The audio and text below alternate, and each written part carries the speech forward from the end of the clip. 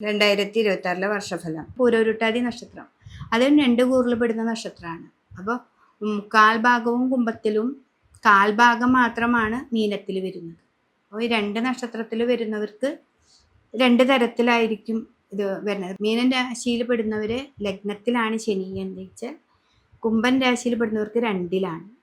പിന്നെ അതുപോലെ വ്യാഴത്തിൻ്റെ മാറ്റം 4-ലിരിക്കുന്ന വ്യാഴം 5-ലേക്ക് പോവുകയും 5-ാം ഭാവത്തിലിരിക്കുന്ന വ്യാഴം 6-ലേക്കാണ് മാറുന്നത്. അപ്പോൾ തന്നെ സാമ്പത്തികമായിട്ടുള്ള ഭാവങ്ങളിലേക്ക് മാറ്റങ്ങളാണ് നമുക്ക് വരുന്നത്. ഈ മീനൻ രാശിയിൽ വരുമ്പോൾ അവർക്ക് ലഗ്നത്തിൽ തന്നെ ശനിയും 5-ലേക്ക് വ്യാഴവും വരും. അപ്പോൾ അവരുടെ നന്നായിട്ട് ഉപാസന കൂട്ടാം. ഇത്ര നാൾ നമുക്ക് അമ്പലത്തിൽ പോകാൻ പറ്റുന്നില്ല, നാമം ജപിക്കാൻ പറ്റുന്നില്ല, അങ്ങനെ കുറേ പ്രശ്നങ്ങളുണ്ടെങ്കിൽ അതൊക്കെ മാറി നമ്മൾ കൃത്യമായിട്ട് ക്ഷേത്ര ദർശനം ചെയ്യാം. പുതിയ നല്ല നമുക്ക് വേണം, കുറേ നാളായിട്ട് പോകണം എന്ന് ആഗ്രഹിച്ചിരുന്ന ക്ഷേത്രത്തിലേക്ക് പോകാനായിട്ട് സാധിക്കും.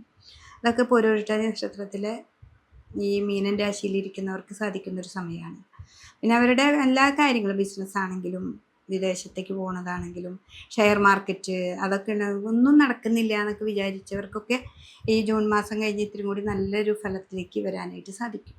അതുപോലെ ഈ കുംഭൻ രാശിയിൽ പെടുന്നവരാണെങ്കിൽ ജൂൺ മാസം കഴിഞ്ഞാൽ 6-ലേക്കാണ് വരിക. അപ്പോൾ ഇത്ര നാൾ നമുക്ക് നമ്മുടെ വ്യാഴം നമുക്ക് അനുകൂലമായ അവസ്ഥയിലാണ് നിന്നിരുന്നത്.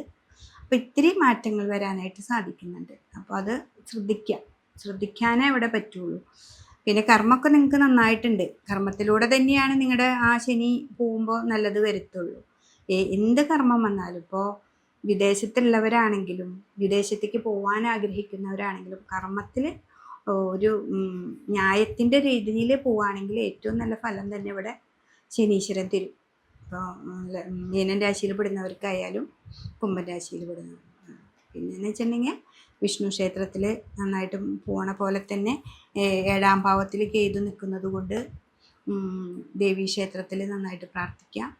പിന്നെ സൂര്യനാരായണൻ്റെ മന്ത്രം എന്നൊക്കെ പറഞ്ഞാൽ ജപിക്കാൻ ഒരു ഗുരുനാഥൻ്റെ ഒരു ഇത് വേണം, അനുഗ്രഹം വേണം. അതല്ലെങ്കിൽ സൂര്യക്ഷേത്രം അങ്ങനെ ശിവൻ്റെ അമ്പലത്തിൽ പോവാം, അയ്യപ്പൻ്റെ അമ്പലത്തിലൊക്കെ പോയി നന്നായിട്ട് പ്രാർത്ഥിക്കാം. ഇതൊക്കെയാണ് നമ്മൾ ഏറ്റവും നന്നായിട്ട് ഈ പൂരോരുട്ടാതി നക്ഷത്രക്കാർക്ക് 2 തരത്തിലാണ് ഫലം വരിക, അനുഭവങ്ങൾ വരിക. അത് ശ്രദ്ധിക്കാം. അത് ഈ 2026 ജൂൺ മാസം 9-ാം തീയതിക്ക് ശേഷമാണ് മാറ്റങ്ങൾ വരിക. അതുവരേക്ക് നന്നായിട്ട് പ്രാർത്ഥിച്ച് വിഷ്ണുവിനെ തന്നെ പ്രാർത്ഥിച്ച് മുന്നോട്ട് പോവുകയാണെങ്കിൽ നല്ല ഫലങ്ങളാണ് നമുക്ക് കിട്ടുന്നത്.